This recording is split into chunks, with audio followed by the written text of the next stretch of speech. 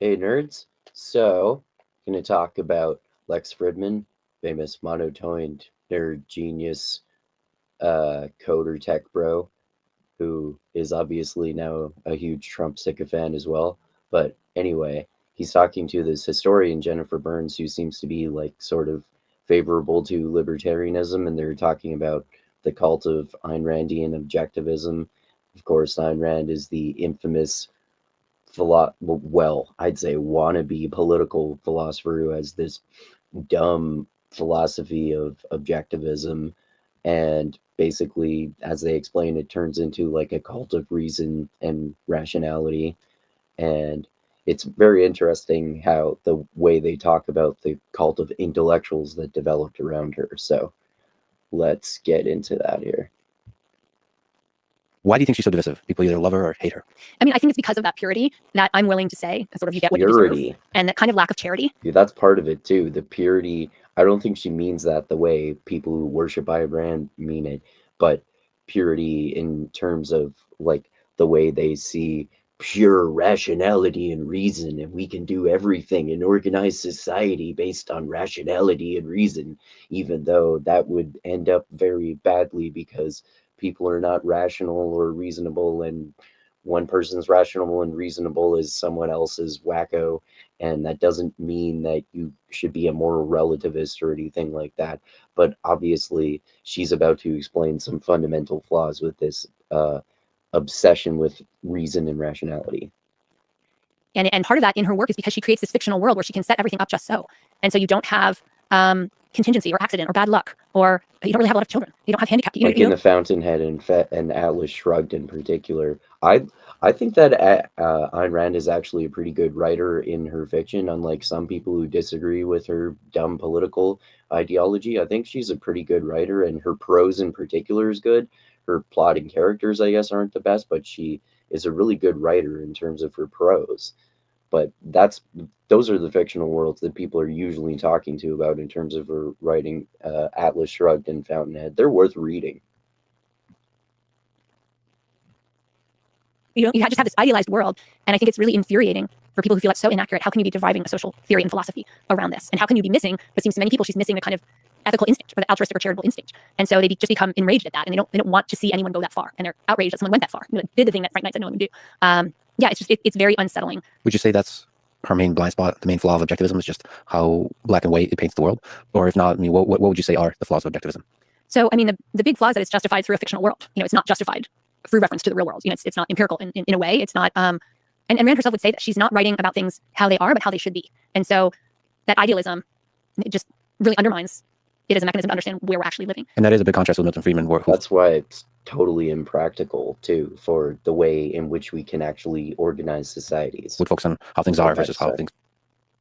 It just really undermines it as a mechanism to understand where we're actually living. And that is a big contrast with Milton Friedman, who would focus on how things are versus how things should be. And then I think it's the problem of elevating rationality. Yeah, and obviously a lot of people know Milton Friedman is like famous libertarian who, I forget what his exact position was, but he was involved in finance, and I think he was involved in some particular governments and government organizations. I don't remember which administrations, but he was like seen as a libertarian to emulate by a lot of libertarians nowadays.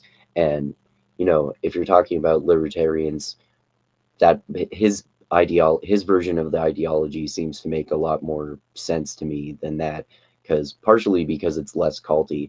I'm not a libertarian, and I think there are fundamental flaws with that, even though I think libertarianism certainly has a lot of merits, and I have some libertarian instincts. But if you're talking about wanting to be a libertarian, following Milton Friedman makes a lot more sense than following Ayn Randian objectivism, I would say. Or any other mode of insight or thinking. And so what happens in Rand's life, and I describe this in some detail in the book, is she essentially creates a cult of reason around her. And people who are drawn into this cult, it's called the Collective. It's a group of young people in New York City who are drawn to her work. And she's already famous, but she's writing Atlas Shrugged, and so she's sharing. Did you know that? Did you know that there actually was an Ayn Rand cult called the Collective? I did not know that before watching this video. Drafts of Atlas Shrugged as she goes along. And one of the members of the Collective to bring all of this together is Alan Greenspan, later be head of the Federal Reserve. And he's incredibly taken with her. He's one of these people who says, I was a narrow... Yeah, Alan Greenspan, who, like, he's similar to Milton Friedman in terms of like being this financial guy, like she's talking about, who was deeply inspired by Randian objectivism, because it's like basically to them it justifies their greed. That's why they latched onto it. A lot of businessmen during that era of American history. Technical thinker. I never thought about ethics or politics or anything bigger until I met Ayn Rand. And she really opened my mind. So he's part of this tight-knit group. But over time, in this tight-knit group, they think of themselves, we are all individualists. We're dedicated to individualism and capitalism. We're different than everybody else.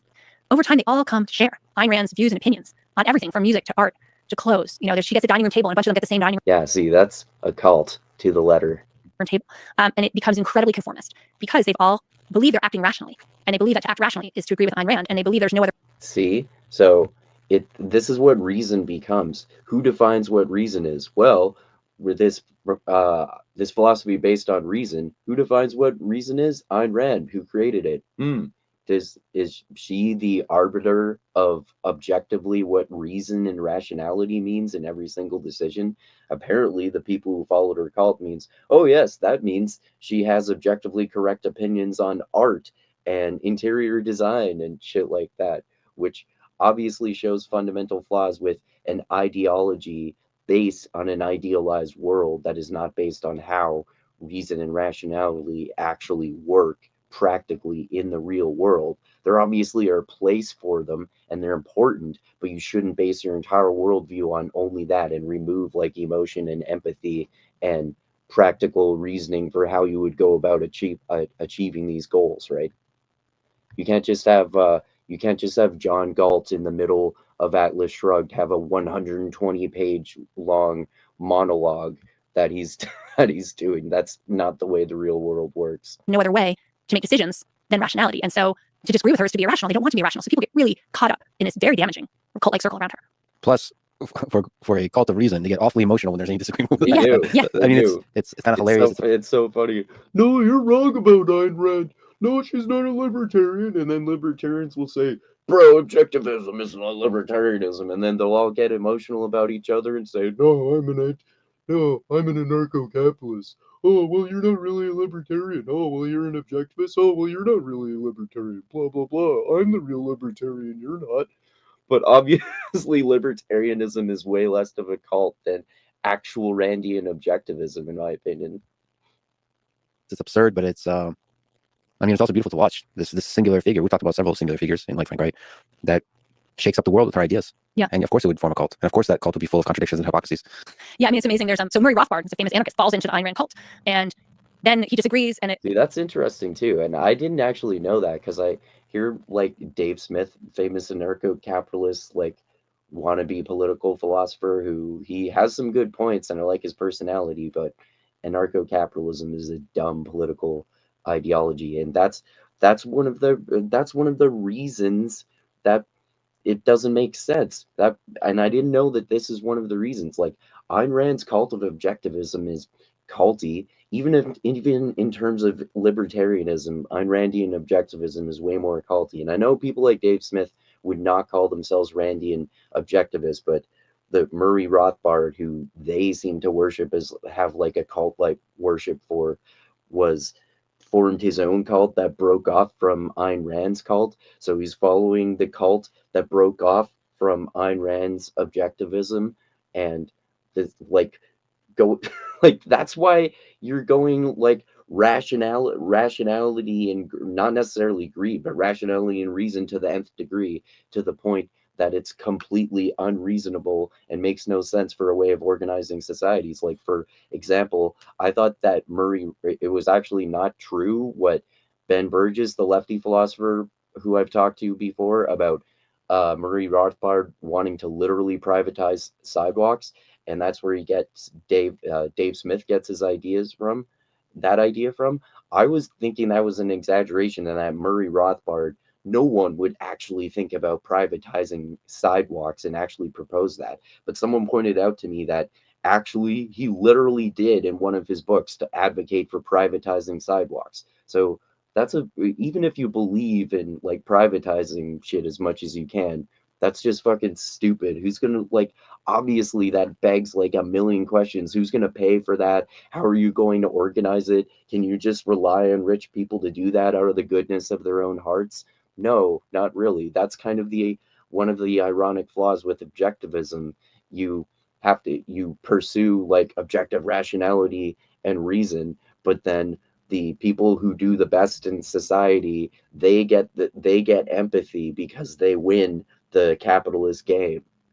Like, and so yeah, like this guy the point is that Milton Friedman, this guy who advocates for privatizing sidewalks and inspires anarcho-capitalists like Dave Smith, formed his own cult that was an offshoot of the cult of Ayn Randian objectivism. So Dave Smith idolizes the cult figure Murray Rothbard, who is probably less culty, but still very culty and very cultily worshipped Ayn Rand. There's some type of show trial where he's told he's wrong about everything, and then he has a little sort of pseudo cult of his own. And two of his cult members switch over to Ayn Rand, and this anarchist falls into the Ayn Rand cult. And this is interesting. Yeah, and of course it would form a cult. And of course that cult would be full of contradictions and hypocrisies. Yeah, I mean, it's amazing. There's so Murray Rothbard, the famous anarchist, falls into the Ayn Rand cult, and then he disagrees, and there's some type of show trial where he's told he's wrong about everything, and then he has a little sort of pseudo cult of his own. And two of his cult members switch over to Ayn Rand, and then one of them, to show to gesture their breaking of the relationship, mails him a dollar bill that's been torn in half. I mean, this is high theatrics, right? That's such a fucking like objectivist hardcore libertarian thing to do.